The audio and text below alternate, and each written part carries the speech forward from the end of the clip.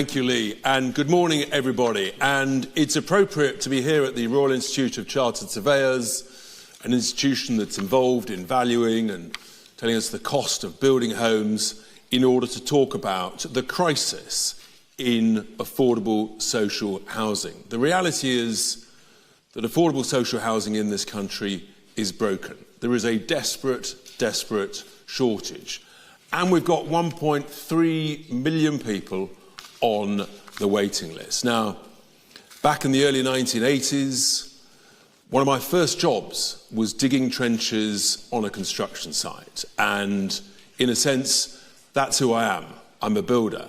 And as Lee said, I have built thousands of homes in companies that I've run. And one of the reasons we're in crisis is because those 24 housing ministers this century have had no experience, no idea what they're doing, and it was just a sort of a job for a year or two.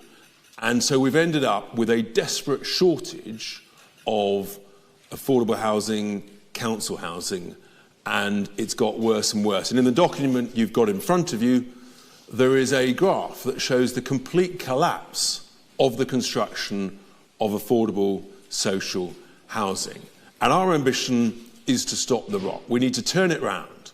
And so from a construction point of view, we want to build, a reform government will build, an extra 50,000 affordable social homes every year for a decade.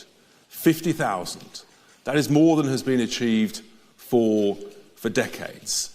And not only do we know it's the right thing to do, it's the fair thing to do, but it's absolutely essential. And obviously, quite rightly, the next question is, OK, Richard, well, how are you going to pay for it? And there are three separate components to how we would pay for this. It's about £10 billion a year. And this does not involve taxpayer funding, unlike the current government's Affordable Homes programme. There are three mechanisms. The first is to reactivate an attractive right-to-buy housing programme for existing tenants. And we're saying that if someone's lived in a housing association or a council home for 5 years, you'd get a 30% discount. If you've lived in such a home for 10 years, you'd get a 40% discount. This is reactivating what worked really well in the 1980s, as Lee was touching on earlier. The failure back then was that the Conservatives, they didn't reinvest the proceeds back into building more affordable homes. And that's the key difference. Here, we believe that actually this money will go, well, we know it'll go back into building affordable homes at a factor of 2 to 1.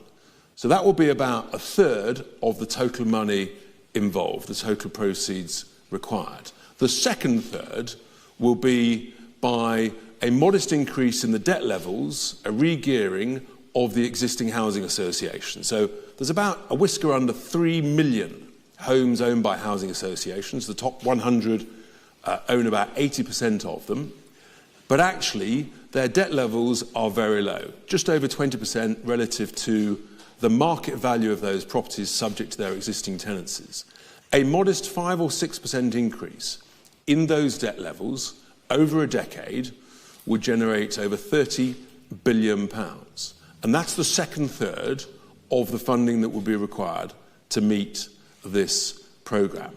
And housing associations are well placed to deliver the construction of these homes because actually, in a sense, on a too small a scale, that's what they've been doing to date. They've been distracted a bit recently, but they would be well placed to deliver the bulk of these homes. The final third of how to fund this is through my proposed British Sovereign Wealth Fund, which I talked about first earlier this year, which is the reorganisation of the badly managed, underperforming local government pension schemes. The cumulative value of the LGPS, as at March 26, is £500 billion. By the time of the next general election, if that's as late as 2029, that's likely to be approaching £600 billion. A modest 5% of that, again, would yield some £30 billion, and that would be the final third of the funding of this affordable housing programme. And the combination of that, done in joint ventures, primarily using the housing associations as the delivery mechanism, along with some specialist house builders who focus on affordable housing, that's how we can get these homes built. And I just know that with people who understand construction, who understand how to set up joint ventures, who understand how to do construction finance, we can do this. Some people say it can't be done. We just don't accept that defeatist attitude. We can do it, and we must do it. It's absolutely essential to overcome the crisis we're in. The cost of building homes at the moment is far too high. One of the key reasons for that is the restrictions and obligations and extra costs of net zero on new housing. The cost of a heat pump in a new home is £15,000 more than a good old-fashioned boiler. And there are other significant costs, extra restrictions and regulations on the cost of building new homes that is not necessary and is having a devastating effect on the viability of new home building. House builders, literally week in, week out, they say to me, not only is the problem with the market, Richard, but the cost of new buildings, all of the restrictions, the biodiversity net gains, the nutrient neutrality, it's not helping young British workers, deserving people, get a new home. And we think, that's the most important thing. So, whilst the Labour Party talks a good game about building an affordable homes programme, the reality is they're missing all their targets by a country mile. And the Labour Party, supposedly looking after workers, are actually doing exactly the opposite. They're literally withdrawing from a right to buy programme. They're making it so restrictive, almost nobody will buy. Whereas our plans is to make a right to buy a seriously attractive policy once again. And we know historically that those who buy their own home will invest in it, they will look after it, they will be a great beacon of responsibility and exemplar on their street, in their neighbourhood, and more people will say, yeah, that's the right thing to do. Getting on the ladder, investing in your homes, and we know it works. It was a great success in the 80s and 90s, but the mistake was not building more. This plan is about building, over a decade, another 500,000 affordable social homes. It's the right thing to do. The next question, of course, is, okay, having built them, actually what's the allocation process? Who is sort of first in the queue? And look, in a sense, we'd rather there wasn't a queue at all. But the reality is we've got 1.3 million people in the queue. And we're saying that the first people that one should be looking after are young British workers, under 35, young British married couples, young British veterans who've done the right thing. They've got a job, they're doing their best, working in their community, setting a fine example, because the role of the British government is actually to look after British citizens first. And we think that is the most important.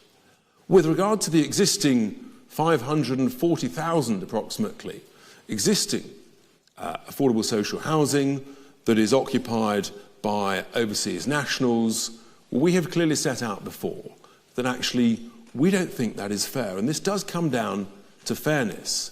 It's not fair that young British working families, couples, individuals, veterans can't get on the housing ladder when overseas nationals have come to the UK, in a sense because of the current rules, based on need rather than suitability, they've jumped ahead of the queue.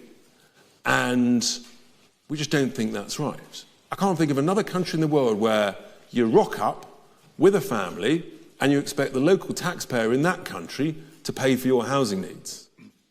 We're told the whole point of immigration is because we need people to come and work. Well, the clue's in the name work. It wasn't, oh, by the way, we're going to pay you to live here and pay all of your housing needs. It's simply not fair. And that's the key difference. As we talked on our policy that Robert Jenrick announced this time last week, making welfare work, there is a key focus on supporting and helping British workers, whether it's in welfare, whether it's in housing. It's the right thing to do. And that's why we believe in terms of suitability, that's where the focus should be. And of course, as I say, in an ideal world, we build more and there is not a shortage. And I'll be talking next week at our party conference, small advert for that, tickets still available, do come. On the Thursday, at our business day, I will be launching a significant announcements with regard to planning and rating and an extra focus on brownfield development. And this is all part of making our town centres, regenerating them, rebuilding our brownfield areas that are in crisis states in so many parts of the country. And if we do that right, and if we do this affordable social housing programme, then we can overcome many of the challenges and the problems that young British workers are facing today. And I conclude, ladies and gentlemen, with just repeating this clear point. So much of the country is struggling. So many people feel that Britain is broken. It is broken. And within that, affordable housing is broken too. We've got the experience, the know-how. We know that reform can fix it. And fix it we must. Because the simple fact is, affordable social housing needs reform. Thank you very much.